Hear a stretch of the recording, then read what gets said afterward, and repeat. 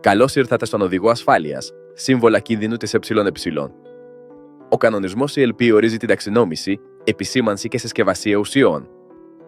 Τα σύμβολα είναι ρόμβοι με κόκκινο περίγραμμα, λευκό φόντο και μαύρο εικονίδιο. GHS01. Εκρηκτικό. Ασταθείς εκρηκτικές ουσίες. Παράδειγμα, νητρική αμμονία. GHS02. Έφλεκτο. Έφλεκτα αέρια, υγρά, αερολύματα. Παράδειγμα, βενζίνη. GHS03. Οξυδωτικό. Οξυδωτικά που ενισχύουν τη φωτιά. Παράδειγμα, υπεροξίδιο του υδρογόνου. GHS04. Αέρη υποπίεση. Κίνδυνος έκρηξης σε εγκάβματα. Παράδειγμα, προπάνιο. GHS05. Διαβρωτικό.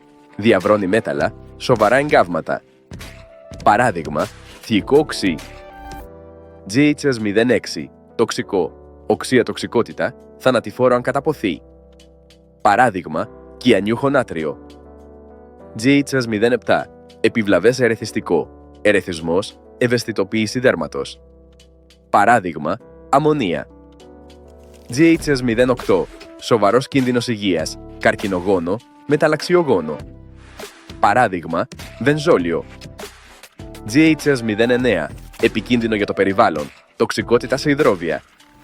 Παράδειγμα, άλατα βαρέων μετάλλων. Διαβάστε πάντα τις ετικέτες. Ενισχύστε την ασφάλεια. Ευχαριστούμε.